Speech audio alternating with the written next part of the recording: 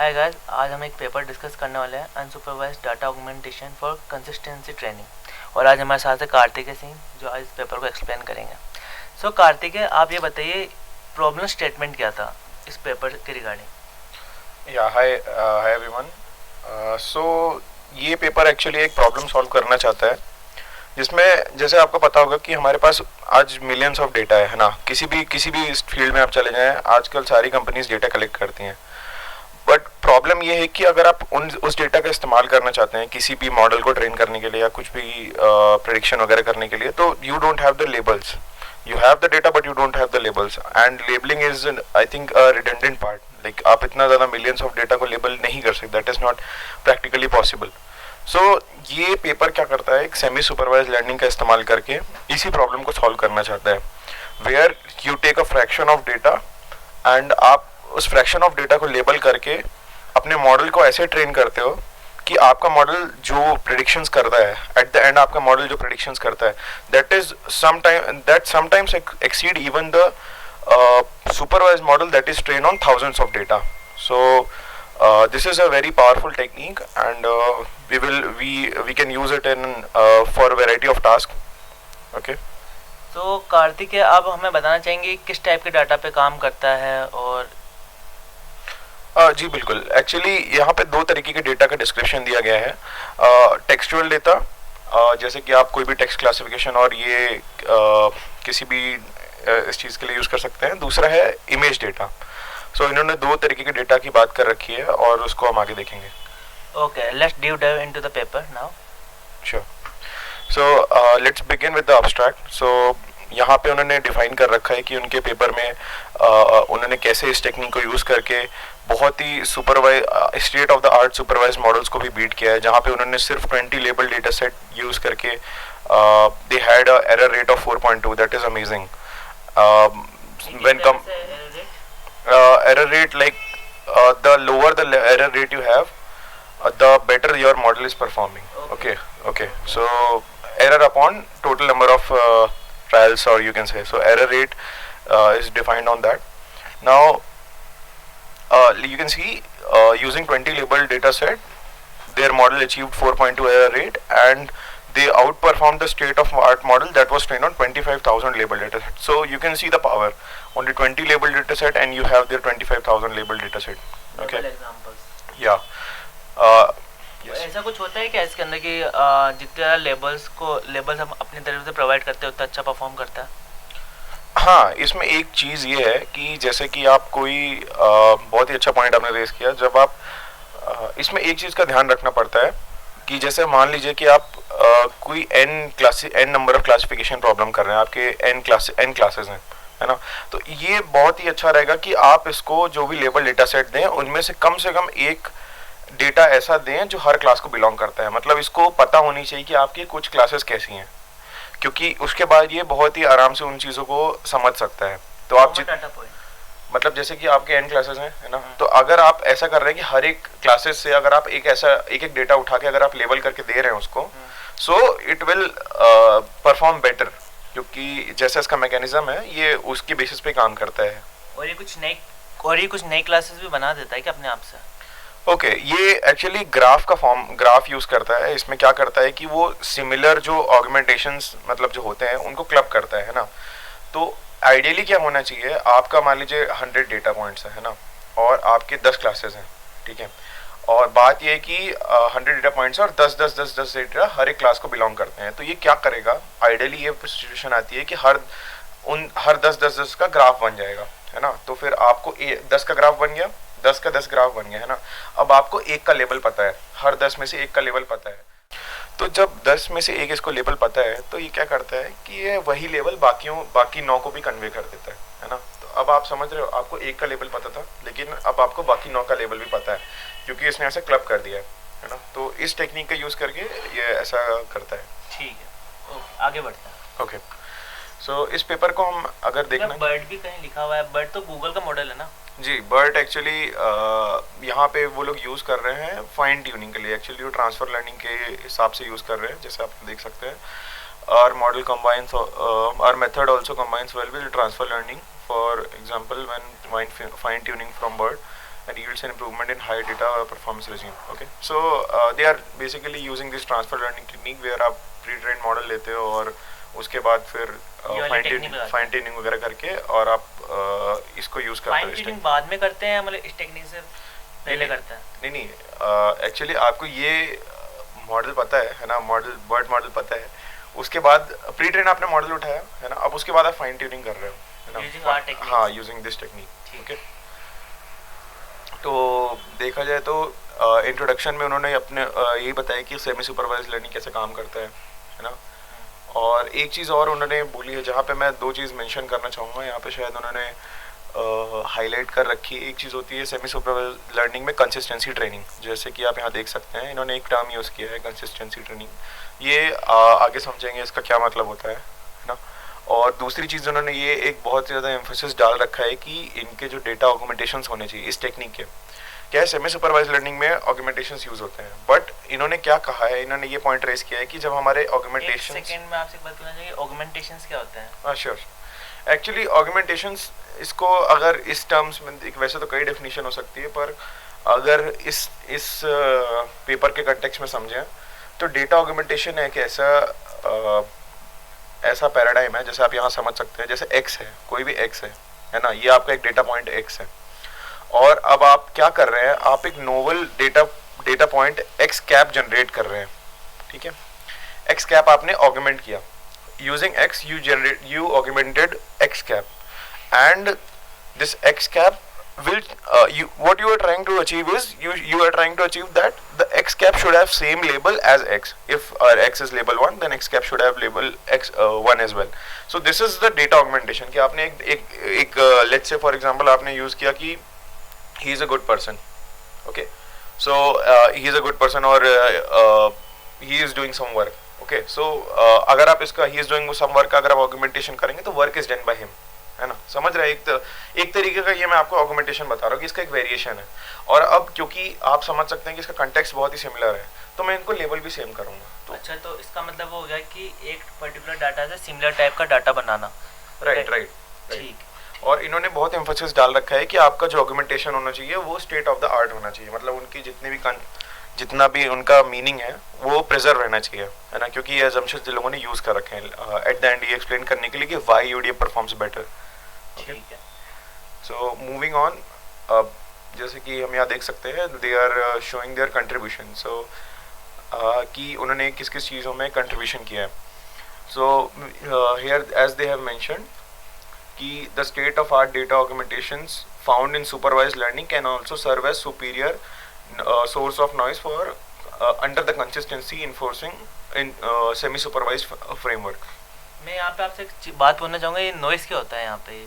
Okay, noise basically noise आप ये कह सकते हैं कि आपको कोई भी डेटा पॉइंट है या कोई भी सिग्नल है ना, आप नॉइज़ उसमें एक ये कैसे रैंडम कोई भी चीज़ अगर आप इंसर्ट करते हैं ना, तो वो एक्चुअली नॉइज़ होती है जो आपके डेटा से अलग होती है। जैसे आपने बहुत सारे सिग्नल्स में देखेंगे नॉइज़ प्रेजेंट होती है, अनरिक्वायर्ड डेटा और जो आपके डेटा पॉइंट नहीं है वो नॉइज़ एक आप होती है ना। तो अच्छा, जैसे कि अगर आप इस कंटेक्स्ट में समझें तो यहाँ पे जैसे मैंने जो पहला एग्जांपल लिया था कि he is working, okay, he is working, ये मेरा अगर डेटा पॉइंट है तो work is done by him, है ना। अगर मैंने इसका कुछ ऐसा दूसरा सेंटेंस बोला तो आप यहाँ समझ सकते हैं कि इन दोनों का मीनिंग सेम है, पर मैंने पहले वाले में कुछ नॉइज इंसर्ट करके दूसरा वाला बनाया, so that is the noisy signal.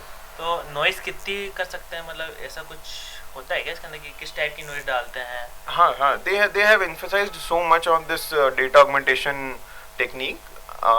What they are trying to say is कि आपके ऑगमेंटेशंस होने चाहिए वो स्टेट ऑफ द आर्ट होने चाहिए, they should preserve the meaning. तो नॉइज इंट्रोड्यूस करने के बाद भी आपकी लेबल सेम होने चाहिए, ये बोला उन्होंने। ठीक है, और फिर उन्होंने ये बताया कि UDA can match and even outperform purely supervised learning that uses order of magnitude more label data. Okay, so this is as we can see बहुत कम लेवल डेटा यूज करके भी वो इसको आगे सुपरवाइज डेटा से better perform कर। Now then again they have said about transfer learning in BERT, okay, and the fourth one is they have provided a theoretical analysis of UDA, which you will see at the end. So these all points you will see at the end, okay. Now they have given some background of UDA actually. They have given some knowledge और and background. तो background के लिए वो क्या कर रहे हैं, supervised data augmentation use कर रहे हैं. जैसे कि मैंने पहले बता रखा है कि data augmentation aims at creating novel and realistic looking training data set by applying a transformation. Okay? कि कोई भी ट्रांसफॉर्मेशन करके आप ऑलमोस्ट वैसे ही डेटा सेट क्रिएट करना चाह रहे हो, है ना. ये होता है सुपरवाइज डेटा ऑगमेंटेशन. सो जहाँ पे वो एक क्यू फंक्शन से डिफाइन कर रहे हैं कि the augmentation distribution is defined by Q, जहाँ पे x cap is the augmentation of x. Okay, so here they have defined those techniques and other things कि डेटा ऑगमेंटेशन क्या होता है, सुपरवाइज डेटा ऑगमेंटेशन क्या होता है. Now in next section they will show how they have utilized that supervised data augmentation in this unsupervised data augmentation. तो इससे पहले वो जो मैथमेटिकल एक्सप्रेशन दे रखा है, मतलब उन्होंने ज़्यादा एक्सप्लेन नहीं करा वो पेपर में, राइट? कौन सा? जो यहाँ पे जो दे रखा है ना, ये जो एक्सप्रेशन है एक्स कैप, ये जो फंक्शन. या एक्चुअली ये सिर्फ एक बता रखा है. ये जो मैंने आपको बोला, ये वही चीज़ यहाँ पे मैथमेटिकली लिख रखी है कि x cap is the augmentation drawn from the distribution. Okay, ये आपने डिस्ट्रीब्यूशन बना लिया, एक्स के मान लीजिए आपने 4 ऑगमेंटेशंस कर लिए, तो x cap is one of them. Okay, और बाकी तो कुछ दे नहीं रखा है? नहीं, बाकी मुझे लगता है यहाँ पे कोई मैथमेटिकल टर्म है, लास्ट में ही आएंगे वो सब. ठीक है. So this is the main idea. This is their basically you can say the crux of their idea. Okay, so जैसे कि हम जानते हैं कि मॉडल में हम जो भी लॉस लिखते हैं उसके बेसिस पे हमारा मॉडल लर्न करता है. So in this technique what they have said is whatever कि उनका जो फाइनल लॉस होगा that is a combination of supervised loss as well as unsupervised loss. तो स्टार्टिंग में हमारे पास लेबल डाटा रहता है. हाँ, लेबल डेटा रहता है एक्चुअली. मैंने आपको बताया जैसे कि फ्रैक्शन ऑफ डेटा आप लेबल करते हैं, है ना, तो वहाँ से आपको सुपरवाइज लॉस मिलता है. तो x और y कुछ आता है हमारे पास. x और y क्या है यहाँ? मैं बता रहा हूँ, मैं एक्चुअली आपको एक्सप्लेन करता हूँ. जहाँ पे ये जो p theta y of x दिया हुआ है, ये हमारे मॉडल को डिनोट कर रहा है एक्चुअली. कि आप अगर x कैप देंगे तो आपको y मिलेगा, यहाँ पे x देंगे तो y मिलेगा. So this is denoting our model. Okay, now x is the data distribution, जो हमारा डेटा जो हमने करके दिया है, जो हमने. हाँ, x एक्चुअली दोनों रिप्रेजेंट कर रहा है. जहाँ पे क्या है, एक यहाँ पे लेबल डेटा सेट शो कर रहा है और यहाँ पे अनलेबल डेटा सेट शो कर रहा है दिस पोर्शन में. y स्टार क्या हमारे ट्रू लेबल्स हैं. These are our true labels जो हमने लेबल करे, 100 डेटा पॉइंट्स जो लेबल करे. This is that data. तो y स्टार हमारा जो हमने खुद से डाटा लेबल करके दिया, और x जो हमारा कोई भी पूरा डिस्ट्रीब्यूशन है, मिलियन ऑफ डेटा, उसमें कोई भी डेटा पॉइंट है x, है ना, उसमें से क्या किया हमने 100 डेटा पॉइंट्स को लेबल कर रखा है. अच्छा. है ना. तो ये जो लेबल डेटा सेट है वो ये जैसे ये x आप लेंगे, है ना. लेबल तो y स्टार करा ना. नहीं, देखिए y star is the labels. ठीक है ना. आपने x लिया, जैसे मैंने दिस ही इज वर्किंग, तो मैंने उसको लेबल है और x डाटा पॉइंट्स है. हाँ, डेटा पॉइंट्स है. y star is just label 0 1 2 what other class label हो. ओके, ये y में हमको पता नहीं है. y star is the known truth labels. Now y is not known. This can be out of n classes, it can be any. ठीक है, ये तो बेस्ड ऑन प्रेडिक्शन आ रहा है y. ठीक है. तो यहाँ से इस पोर्शन से हमको मिलता है एक सुपरवाइज लॉस और रिमेनिंग पोर्शन से मिलता है अनसुपरवाइज लॉस. ठीक है. दोनों ही लॉस जब यहाँ पे अपन करते हैं तो अपन को फाइनल लॉस मिलता है. ठीक है, एक समझते हैं यहाँ पे. So for supervised loss they have used supervised cross entropy loss. Okay, जहाँ पे जो भी प्रेडिक्शंस आ रहे हैं मॉडल के, actually they have just compared कि यहाँ से आपको मिलेगा y. ठीक है, यहाँ से मिल गया, आपने x डाला, x से आपको मिला y based on the model. यहाँ से आपको y स्टार पहले ही पता है, ये कुछ ऐसे पॉइंट्स थे, आपने यहाँ पे कुछ ऐसे पॉइंट्स डाले, इनका आपको y स्टार पता है. So you have this based on the comparison, you know the loss. Okay. आप यहाँ पे क्रॉस एंट्रोपी लॉस यूज कर रहे हो. This is our supervised loss. Now for the unsupervised loss, now this is the portion where they have introduced consistency training. यहाँ पे आपका M क्या है कि आप ओके, इस डायग्राम को समझते हैं. यहाँ पे आप क्या कर रहे हैं, एक आपने x लिया, कोई भी डेटा पॉइंट उठाया, आपने उसको ऑगमेंटेशन किया, है ना. उसके बाद आपको x कैप मिल गया. ठीक है.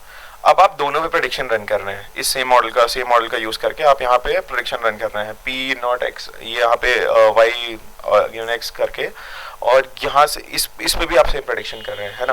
अब आपका एम ये है कि जो भी लेबल आपका ये यहाँ से आपको मिल रहा है x कैप के लिए, सेम आपको मिलना चाहिए x के लिए. ठीक है, आपका सिर्फ इतना एम है. भले ही आपका लेबल गलत हो, भले ही दोनों का ओरिजिनल लेबल आना चाहिए 2, लेकिन आपका लेबल आ रहा है 1, दैट डजंट मैटर, बस आपको यहाँ से इतना पता चलना चाहिए, इतना होना चाहिए कि आपका मॉडल शुड बी कंसिस्टेंट, कि आपका जो एक्स के लिए जो भी आउटपुट दे रहा है आप उसके ऑगमेंटेशन के लिए भी ऐसा आउटपुट, सेम आउटपुट दे रहा है.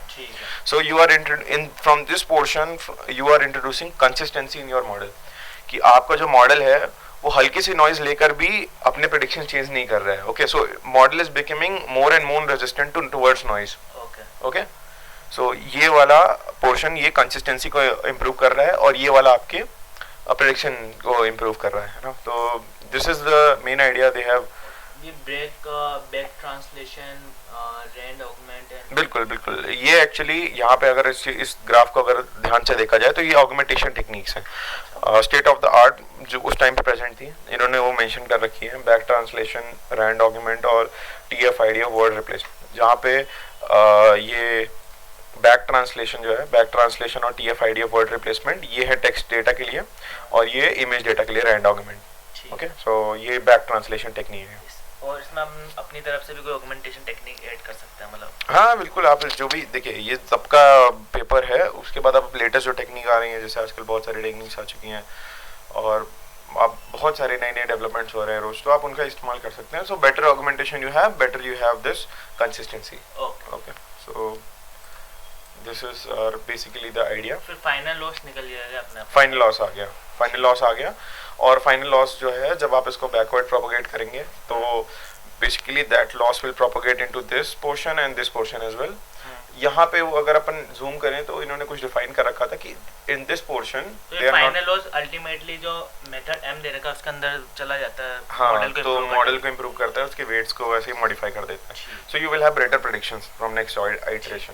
Okay, so this is basically their mathematical equation. अगर इसको अपन ध्यान से समझें, यहाँ पे ये जो है ये पोर्शन अपने सुपरवाइज लॉस को रिप्रेजेंट कर रहा है मैथमेटिकली और ये पोर्शन अनसुपरवाइज लॉस को रिप्रेजेंट कर रहे हैं.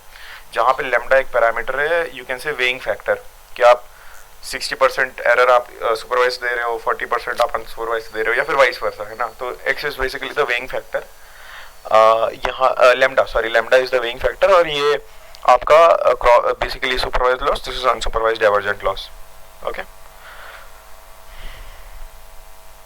ओके, सो यहाँ आप देख सकते हैं कि x2 belongs to PU, that is the unlabeled set, data unlabeled set, and x cap comes from the augmentation part. Okay, so it is यहाँ पे बेसिकली डिनोट कर रहा है कि डिस्ट्रीब्यूशन एक्चुअली डिनोट कर रहा है इस लॉस के लिए.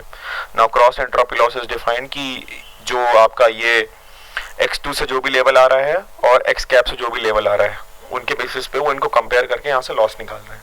अच्छा, ये पाइपलाइन क्या शो कर रही है? ये एक्चुअली ये शो कर रहा है कि आपका ये देखिए यहाँ पे x2 से जो भी प्रेडिक्शन आ रहा है और x कैप से जो भी प्रेडिक्शन आ रहा है, बेसिकली इन दोनों को कंपेयर कर रहा है. अच्छा, और कंपेयर करके आपका लॉस आ रहा है. क्रॉस एंट्रोपी निकाल रहा है. हाँ, क्रॉस एंट्रोपी लॉस. ओके, और ये तो आपका जो नॉर्मल लॉस जो यहाँ पे यूज कर रखा है, सुपरवाइज्ड लॉस, उसके लिए ये फंक्शन यूज कर रखा है. अच्छा, ठीक है. Now next is we have explained about lambda. Okay, तो यहाँ पे नेक्स्ट पोर्शन में वो डिफाइन कर रहे हैं कि what is basically gained from using the augmentation technique. पहली बात वो ये बोलते हैं कि जो augmentation technique है ना, मतलब वो सेम लेवल, क्योंकि इतनी स्टेट ऑफ द आर्ट है तो वो सेम लेवल शेयर करते हैं अपने जो ओरिजिनल डेटा है उसके साथ, है ना. तो जो आपके मॉडल में जो कंसिस्टेंसी इंप्रूव होती है, जैसे कि मैंने पहले कहा कि अगर आपका एक्स कैप और एक्स सेम लेवल शेयर करते हैं तो मॉडल दोनों के लिए समझ जाएगा कि सेम लेवल है, so it will increase the consistency. दूसरी बात ये बताते हैं कि क्योंकि आप बहुत ही ऑगमेंटेशन टेक्निक यूज कर रहे हो, जिससे अच्छे ऑगमेंटेशन आ रहे हैं, तो आपके क्या मॉडल डाइवर्स हो रहा है. बहुत सारे डेटा, डिफरेंट डेटा पॉइंट्स के लिए भी सेम टाइप का मतलब प्रेडिक्शन दे सकते हैं, सिमिलर डेटा पॉइंट्स के लिए प्रेडिक्शन दे रहा है. सो आपका model is becoming more and more diverse. जितना अच्छा ऑगमेंटेशन टेक्निक लगाओगे, जितनी ज़्यादा नॉइज ऐड करोगे, उतना मॉडल अच्छा बनेगा. Right, absolutely. So now they have also said that about inductive bias. Okay, so different tasks require different inductive bias, and data augmentation operation that work well in supervised training essentially provides the missing inducting bias. So they have said about this inductive bias as well. Okay, so now as I have said कि उन्होंने दो तरीके के data के लिए define कर रखा है. this RAN document for the image classification part and back translation is for text classification part. अच्छा. Okay. So आप यहाँ पे ऐसे रीड कर सकते हैं, इन्होंने दोनों डेटा के लिए, दोनों तरीके के डेटा के लिए डिफाइन कर रखा है. अच्छा, एक चीज़ यहाँ नोट करने वाली ये है कि आप इमेज डेटा सेट के लिए तो बहुत ही थोड़ा आप ये कह सकते हैं कि थोड़ा ईजियर रहता है, क्योंकि आप इसी इमेज को आपने क्रॉप कर दिया, इसी इमेज को थोड़ा सा जूम कर दिया, रोटेट, हाँ मतलब थोड़ा रोटेशन आ गया, कलर चेंजिंग आ गया, तो आप उससे ऑगमेंटेशन इम्प्रूव मिल सकता है आपको, better augmentation. But text data के लिए आप you need to have a proper mechanism. आप ऐसे किसी डेटा को, टेक्स्ट को आप सेम मीनिंग नहीं प्रिजर्व कर सकते, है ना. सो दे हैव सेड कि आपने जो बैक ट्रांसलेशन टेक्निक यूज़ करी है, बैक ट्रांसलेशन के लिए अगर मैं ब्रीफ में कहूँ तो जैसे कि आप, इन्होंने क्या यूज़ किया है कि इंग्लिश है, इंग्लिश को उन्होंने फ्रेंच में कन्वर्ट किया और फ्रेंच को फिर से इंग्लिश में कन्वर्ट किया. तो उससे क्या हुआ, आप दोनों प्रोसेस इंडिपेंडेंट है, तो जरूरी नहीं है कि जो वापस आएगा वो फर्स्ट के सेम हो. ऐसा होता भी नहीं है, जनरली वो डिफरेंट हो जाता है. So that's why that is a technique they are using. This is back translation technique. Okay. Now one more technique they have said about is TF-IDF word replacement. Okay. TF-IDF scores का इस्तेमाल करके वो क्या कर रहे हैं, जैसे कि कुछ, जैसे आपके सेंटेंस में आपने कोई सेंटेंस बोला है ना, जैसे आपने कोई सेंटेंस बोला तो TF-IDF क्या होता है, term frequency inverse document frequency. Actually ये एक टेक्निक होती है जिससे आपके हर एक वर्ड का उस सेंटेंस में क्या वेटेज है, मतलब आपका पूरा डॉक्यूमेंट हो गया, 500 सेंटेंसेस का एक डॉक्यूमेंट हो गया, है ना. अब ये हर एक टोकन का एक पूरे उस डॉक्यूमेंट में वेटेज कैलकुलेट करता है कि जैसे कि बहुत, मैं अगर आपको थोड़ा हाई, हाँ तो उनके वेटेज हटा देता है ना, उनके वेटेज हटा देता है. इज एम आर हो गए, आपको पता है हर एक में आएंगे, ये किस काम के नहीं रहते, तो उनका वेटेज रिड्यूस करता है.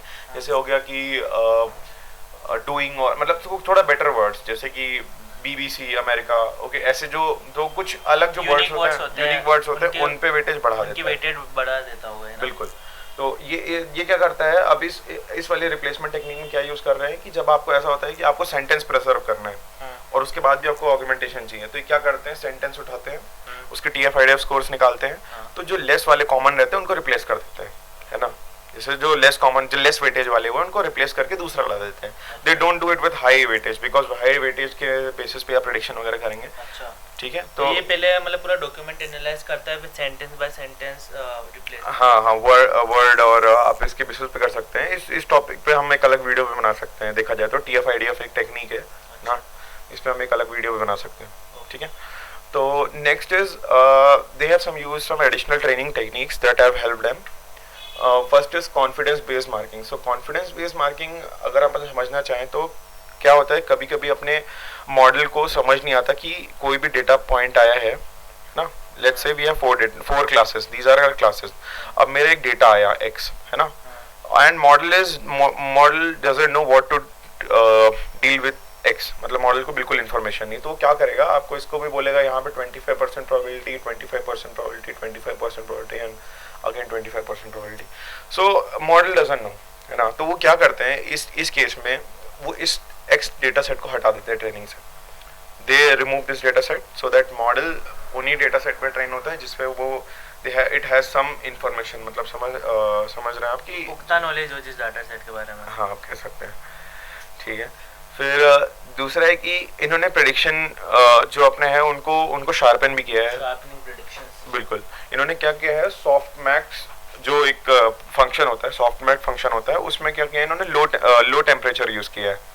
ओके, यहाँ पे आप देख सकते हैं लो क्या डिफरेंस आता है low temperature high temperature use करने का सॉफ्टमैक्स के अंदर. देखिए ऐसा होता है, मैं आपको एक अगर ऐसे एग्जांपल से समझाऊं, ठीक है, ये एग्जैक्ट डेफिनेशन नहीं है बट मैं आपको ऐसा समझा सकता हूँ.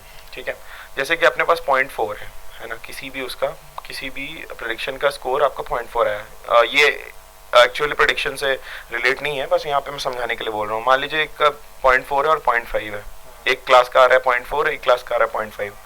अब आपको पता है कि ये दोनों बहुत ही सिमिलर स्कोर्स हैं. आपने क्या किया, इनको डिवाइड बाय 0.5 कर दिया, इसको भी और इसको भी आपने डिवाइड बाय 0.5 कर दिया ना, तो क्या हो गया, ये हो गया 0.8 और ये हो गया 1, है ना. ये एक्चुअल से रिलेट नहीं है, बस मैं आपको समझाने के लिए ऐसा बता रहा हूँ कि ये हो गया 0.8, ये हो गया 1. अब आप यहाँ पे देख सकते हैं कि जो प्रेडिक्शन है, यहाँ पे पहले इनका स्कोर बहुत पास था, नाउ देयर इसको यहाँ पे 0.2 डेसिमल का डिफरेंस आ गया, तो now your predictions are sharpened, जो भी हैं शार्प हो गए हैं कि अब थोड़ा हर एक प्रेडिक्शन के बीच में दूरी ज़्यादा है। So this is a sharpening of prediction using soft data set में दूरियां बढ़ाने के लिए किया जाता है। फाइनल प्रेडिक्शन में आपके पास, क्योंकि हर क्लास का कुछ प्रेडिक्शन आएगा, ऐसा नहीं होगा कि मॉडल बोलेगा कि एक ही क्लास में बिलोंग कर रहा है, मॉडल बोलेगा कि 33% इसमें है, 22% इसमें है, ऐसा सॉफ्टमैक्स प्रोबेबिलिटी से आपको हर एक क्लास के लिए कुछ स्कोर आएगा। सॉफ्टमैक्स में शायद तक ये होता है ना कि मतलब एक पर्टिकुलर रेंज के अंदर वैल्यू होती है तो एक पर्टिकुलर क्लास में करता है, एक पर्टिकुलर दूसरी रेंज में होता है तो दूसरी क्लास के अंदर कर देता है। मैं अगर ऐसा थोड़ा आपको एग्जांपल देना चाहूँ सॉफ्टमैक्स करता क्या है, तो आपके जो फाइनल क्लासिफिकेशन स्कोर्स है, मान लीजिए आपको 4 क्लासेस है ना, 4 क्लासेस आपके न्यूरल नेटवर्क से लास्ट लेयर से आपको 4 स्कोर्स है ना, 4 स्कोर्स है। अब ये क्या करेगा, इनका सम कुछ भी हो सकता है, राइट, कुछ भी हो सकता है। तो ये क्या करता है, सॉफ्टमैक्स क्या करता है, सॉफ्टमैक्स एक ऐसा ऑपरेशन है जिसके बाद इन सब का जो सम होता है वो 1 आता है।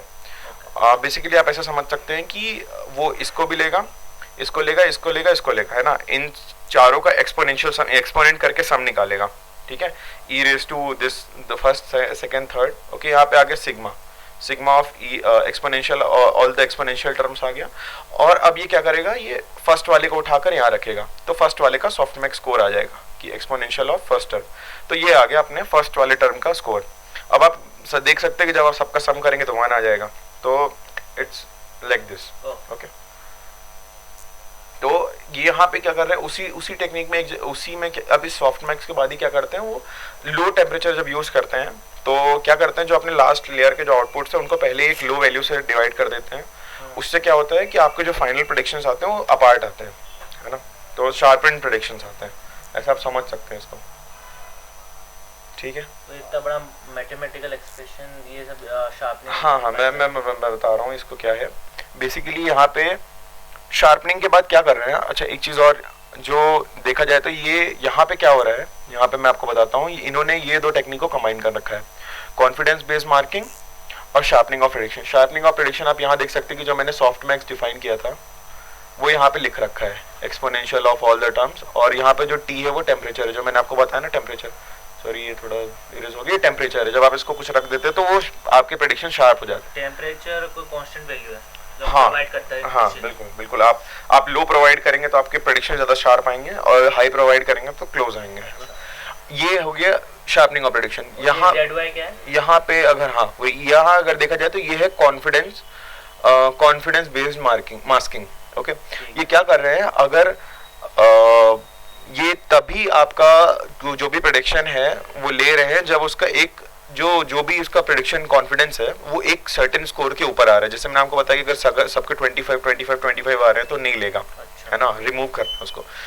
एटलीस्ट मान लीजिए आपने सेट कर दिया कि वो मान लीजिए 35% या 40% के ऊपर होना चाहिए एटलीस्ट, जो आपकी हाईएस्ट क्लास है उसका, तो तभी वो उस एग्जाम्पल को ट्रेनिंग सेट में इंक्लूड करेगा। तो उन्होंने यहाँ पे फिल्टर लगा रखा है, और ये पोर्शन में आपने देख रहे हैं कि ये the usual cross entropy loss जो अपन पहले थे, तो उन्होंने ये ऐसे टेक्निक यूज कर रखी है यहाँ पे। It's a combination of this confidence based masking and this sharpening of predictions, okay. ठीक है, सो तो सम कर देगा और डिवाइडेड बाय 1/b। हाँ, ओके। सो अब अपन देखा जाए तो ये यहाँ पे अच्छा एक चीज़ और इन्होंने यूज़ करी है, डोमेन रेलेवेंस डेटा फिल्टरिंग। यहाँ पे उन्होंने क्या किया है, एक आपने जो बेसिकली ये क्या है, ये अपना जो भी डेटा आ रहा है क्या होता है, आउट ऑफ डोमेन डेटा है, तो वहाँ पे बहुत सारे वेरिएशंस आ सकते हैं, बहुत सारे लेबल आ सकते हैं। उन्होंने क्या किया, जो भी डेटा ये यूज़ कर रहे हैं उसको पहले ही फिल्टर कर रहे हैं। आप इसके बारे में और पढ़ सकते हैं। उन्होंने पहले ही एक मॉडल यूज़ किया, प्री ट्रेन्ड मॉडल यूज़ किया, और जब मॉडल को लगता है कि ज़्यादा कोई भी डेटा पॉइंट उठाया उस पर अगर ज़्यादा उसको इन्फॉर्मेशन है, ज़्यादा कॉन्फिडेंस दे रहा है, तो ही वो उस डेटा सेट को यूज़ करते हैं ट्रेनिंग के लिए ना। ये टेक्निक उन्होंने यूज़ करी। ये मतलब जो डाटा हम पहले से लेबल करके भेजते हैं उनके लिए है या अनलेबल डाटा के लिए? नहीं, बेसिकली देखा जाए तो ये टेक्निक इन्होंने जो लिख रखा है, जिन्होंने मेंशन कर रखा है, इन्होंने ऐसा किया है कि टोटल डेटा में से जो आप फिल्टर कर रहे हैं, टोटल डेटा में से आप पूरे डेटा पे ट्रेन नहीं करेंगे। लेट्स से आप your 2 million data, so you are not training on 2 million data, you are taking some set out and then training. तो इन्होंने ऐसा डिफाइन कर रखा है। ठीक है। Now theoretical analysis of UDI, now this is an important thing. And इन्होंने क्या कर रखा है, बेसिकली यहाँ पे पहले तो अपन कुछ assumptions जो इन्होंने बोल रखे हैं उनको समझते हैं. इन्होंने बोल रखे हैं कि in domain augmentation. Okay. Now what this means is data examples generated by data augmentation have non-zero probability under PU. PU is our unlabeled data set, है ना. अच्छा, ये इसका क्या मतलब हुआ, इसका अपन अगर मतलब समझे, जैसे इस मैथमेटिकल एक्सप्रेशन से समझे कि P of x cap greater than 0 for x cap belonging to this augmentation distribution and x belongs to PU. Okay. इन्होंने ये बोला कि आपका एक लेट्स से पूरा डेटा सेट है ना, इसमें आपके सारे डेटा पॉइंट्स हैं ना, x1 x2 x3. अब इन्होंने क्या किया कि आपका एक डेटा पॉइंट उठाया x, आपने x उठाया, x का कर दिया आपने ऑगमेंटेशन x कैप. ठीक है. अभी यहाँ पे ये बोलना चाह रहे हैं कि data examples generated by augmentation, this augmentation have a non zero probability under PU. सो ये ऐसा कह रहे हैं कि ये जो PU है that might already be existent in this set. ऐसा पॉसिबल है कि ये इसमें पहले से एग्जिस्ट कर सकता है ना, तो that is a probability of greater than 0. This is first assumption. Now second is label preserving. Label preserving पहले भी बोल चुका हूँ कि क्योंकि अपन ऑगमेंटेशन टेक्निक जो यूज कर रहे हैं that is very state of the art. So whatever the label is given to x that is shared, same label is shared by x cap. अच्छा. ओके. और अगर वो नहीं होता तो उसको हटा देता है. अगर देखा जाए तो अगर ऑगमेंटेशन टेक्निक इतनी अच्छी नहीं होती तो you can not be sure about कि जो x कैप बन रहा है ऑगमेंटेशन के बाद वो सेम लेवल का होगा कि नहीं. पर क्योंकि आप इतनी अच्छी ऑगमेंटेशन टेक्निक यूज कर रहे हैं कि उसका लेवल सेम रहेगा, meaning is preserve, context is preserve, ऐसा बोल रहे हैं. Now next is reversible augmentation. They have taken N assumption that अगर आप x से q की प्रोबेबिलिटी है तो q से x से x कैप की भी प्रोबेबिलिटी एग्जिस्ट करती है ना, मतलब. Okay. So this is reversible augmentation.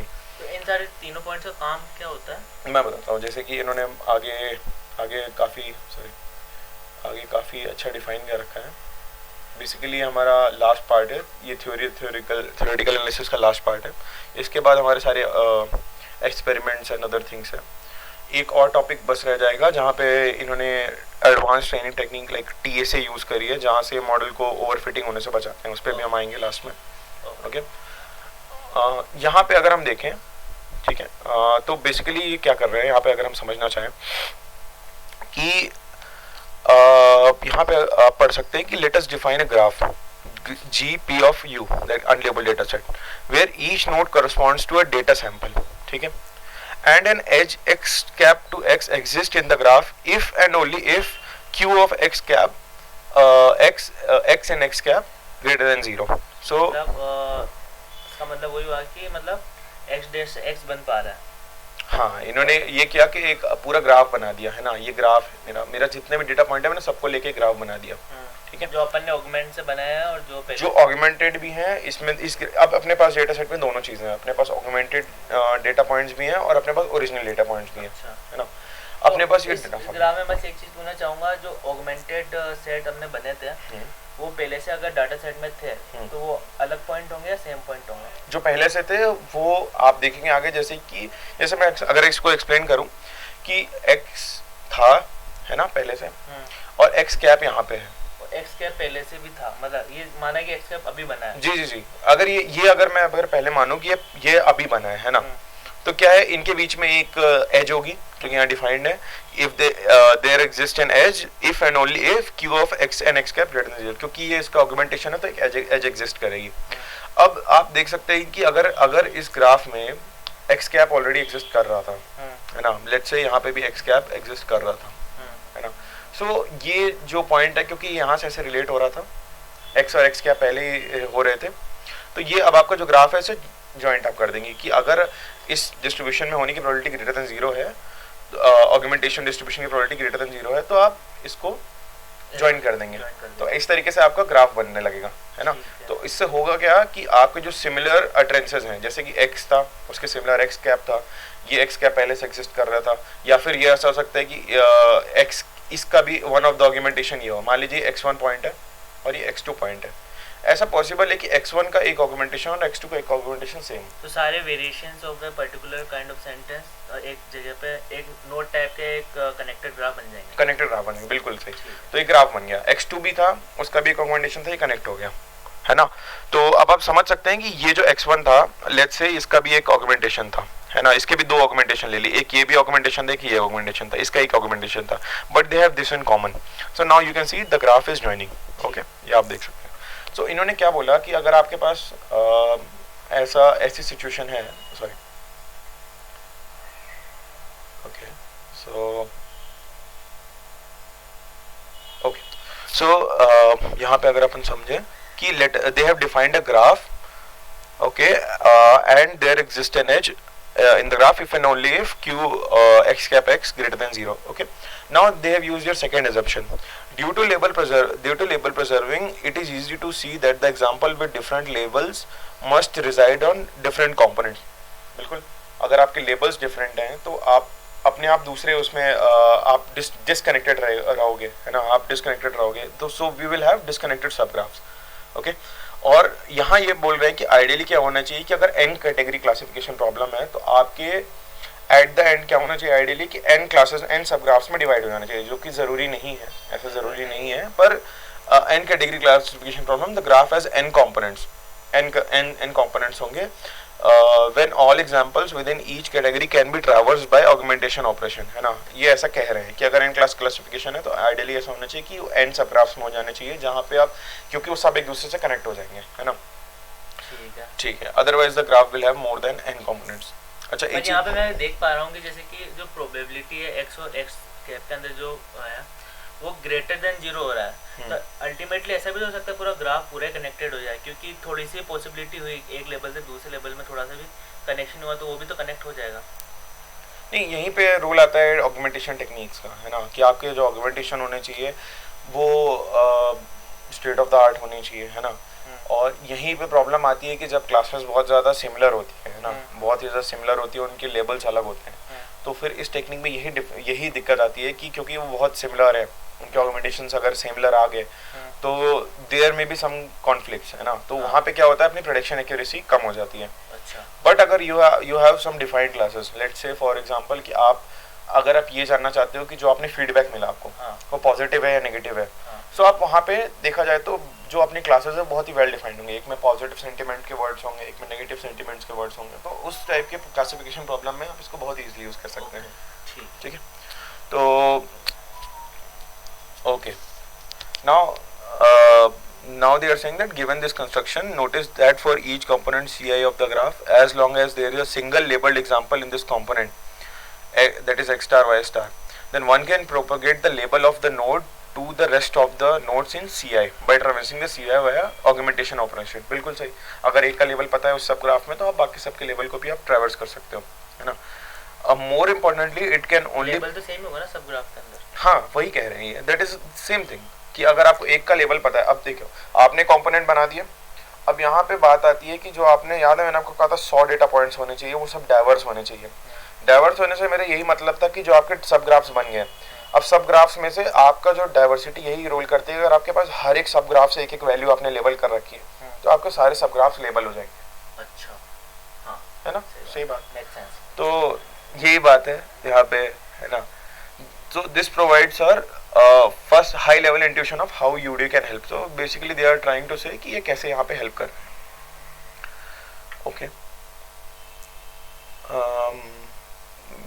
यहाँ पे भी उन्होंने mention कर रखा है कि they are taking one step further in order to find a perfect classifier via such label prediction. It requires that there exist at least one labeled example in each component.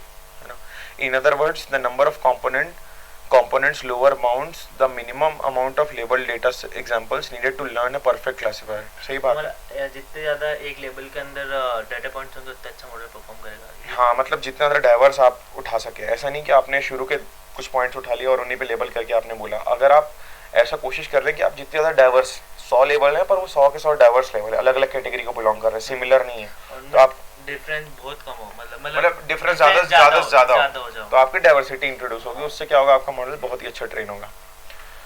Okay, now they have made a comparison of all the techniques. Okay, this is supervised learning, जहाँ पे हमारे जो data points हैं, है ना, इनमें कोई relation नहीं है. लेट्स से आपका इसका लेवल आपको पता है, इसका पता है, तो बाकी का लेवल आपको नहीं पता है. Now advance supervised augmentation. Okay, using only advance supervised augmentation, यहाँ पे क्या होता है, आपको आपके सिर्फ इमीडिएट लेबर्स का लेबल पता होता है ना, आप इसके ज़्यादा का नहीं जान सकते, क्योंकि आपकी यहाँ पे मेरे हिसाब से तो यहाँ पे कंसिस्टेंसी ट्रेनिंग इन्वॉल्व नहीं है। तो क्या होता है कि आपका मॉडल इज़ नॉट कंसिस्टेंट, आपको नहीं पता कि आपके जो मॉडल इस चीज़ के लिए प्रेडिक्ट कर रहा है वही इसके लिए प्रेडिक्ट करेगा कि नहीं। ये तो सुपरवाइज लर्निंग है ना, इसके अंदर पॉइंट्स हम खुद लेबल करके देंगे। सुपरवाइज लर्निंग है ना, पर यहाँ पे आप सुपरवाइज डेटा ऑगमेंटेशन भी यूज कर रहे हो। अच्छा। ऑगमेंटेशन से क्या हुआ, आपने ये पॉइंट उठाया और इसके ऑगमेंटेशन 2 बना दिए, है ना, ये पॉइंट उठाया इसके भी ऑगमेंटेशन 2 बना दिए, है ना, तो आपके कुछ ग्राफ्स तो बन जाएंगे, लेकिन क्योंकि यहाँ पे कंसिस्टेंसी ट्रेनिंग इन्वॉल्व नहीं है तो यू आर नॉट श्योर कि जो इसका लेबल ये शेयर कर रहे हैं वो that same label is shared by others. यही यहाँ पे हमको यूडीए जो होता है वो हमारा कंसिस्टेंसी ट्रेनिंग भी इसमें इन्वॉल्व है। तो क्या होता है कि द मॉडल मेक श्योर कि जो सेम लेवल के जो भी हैं, है ना, सेम ऑगमेंटेशन के जो भी शेयर कर रहे हैं that gives the same level. ये अपने ये चीज़ इंप्रूव हो जाती है। तो यहाँ पे आप देख सकते हैं कि अगर आपको एक का भी पता है तो यू नो द रेस्ट, है ना। सिंपलर सुपरवाइज्ड डॉक्यूमेंटेशन, तो अगर आपके state of the art documentation नहीं है तो you face this kind of problem कि डिस्कनेक्टेड कंपोनेंट्स ज़्यादा हो सकते हैं, अच्छा, है ना, देख सकते हैं। यूडीए विद सिंपल ऑगमेंटेशन, यहाँ पे आप देख सकते हैं कि एडवांस ऑगमेंटेशन टेक्निक्स थी, तो you get more and more connected components. अच्छा, बस सिंपल सुपरवाइज ऑगमेंटेशन और यूडीए विद सिंपल ऑगमेंटेशन में देखा जाए तो यूडीए विद सिंपल ऑगमेंटेशन अच्छा परफॉर्म कर रहा है और सबसे बेस्ट अपना ये वाला परफॉर्म कर रहा है यूडीए विद एडवांस्ड ऑगमेंटेशन। तो यूडीए क्या होता है, आपकी कंसिस्टेंसी ट्रेनिंग की वजह से आपका जो लेबल्स हैं प्रोपोगेट बहुत ही अच्छे तरीके से कर रहे हैं। अच्छा, okay, so next they have some mathematical representation and classification, जिसके बारे में आप रीड कर सकते हैं अपेंडिक्स सी में। Okay, so this is all about, किस बारे में बता रहा है वैसे mathematical expression? Basically this is about the predictions की आप नॉइज इंट्रोड्यूस करके भी like the algorithm can infer the label of a new example given m label data example from the label data set, है ना। आपको वही ये चीज़ prove करना चाह रहे हैं कि आपको कोई नया डेटा पॉइंट है तो उसका भी लेबल आप प्रेडिक्ट कर सकते हो गिवन आपके पास एक लेबल डेटा सेट में, वो मतलब अगर आपके पास है तो आप न्यू डेटा सेट का भी कर सकते हो। So you can go and have a read on this. Okay, one more technique that I would like to discuss. Okay, these are the experimentations and results. You can have a look. They have given both the results on text data and image data as well. Okay, now one more thing. This is training signal annealing. This is an important part and I think it is a good technique to use. क्या करते हैं आप इसमें, जब आपके पास अब क्या होता है एक्चुअली, आपका there is a risk that आपका मॉडल ओवरफिट हो सकता है ना, किसी क्लास के लिए या किसी डेटा पॉइंट, किसी specific type of data point के लिए मॉडल ओवरफिट हो सकता है। तो आप ये क्या करते हैं कि जब मान लीजिए कि आपका कोई डेटा पॉइंट आया, है ना, और वो data the model is very much confident that this will go to this class, close to 1 आपकी प्रोबेबिलिटी आ रही है। आप क्या करते हैं, इस टाइप के डेटा पॉइंट्स को अपने ट्रेनिंग में यूज नहीं करते, you reject those data points. पहले अपन ने देखा था कि अगर बहुत कम प्रोबेबिलिटी है तो भी आप रिजेक्ट करते हैं, है ना, क्योंकि मॉडल इज कंफ्यूज। अब यहाँ आप देख रहे हैं कि ओवरफिटिंग को बचाने के लिए आप बहुत हाई प्रोबेबिलिटी वालों को भी लीव कर रहे हैं, और you can say this is a regularization technique. Okay, so यहाँ पे आप इस डेटा पॉइंट को भी रिमूव कर दे रहे हैं, है ना, इस from training. So this is a very interesting technique. और ये थ्रेशोल्ड डिटर्मिनेशन के लिए कि कितने थ्रेशोल्ड के बाद आपको रिजेक्ट करना है, उसने they have basically use long schedule, linear schedule and exponential schedule. So this is also a very good technique and you can go and मतलब basically define कर देते हैं इस particular range के अंदर ही होना चाहिए, तभी ज़्यादा high भी नहीं होनी चाहिए वो range और ज़्यादा low भी नहीं होनी चाहिए। Right. So to prevent overfitting, regularization technique है actually basically. So this is I think all about our overview of unsupervised data augmentation. Okay. तो बहुत अच्छा लगा आपसे बात करके, और मतलब काफ़ी प्रोडक्टिव सेशन रहा है ये, और आज बहुत कुछ जानने को मिला अनसुपरवाइज्ड डाटा ऑगमेंटेशन के बारे में।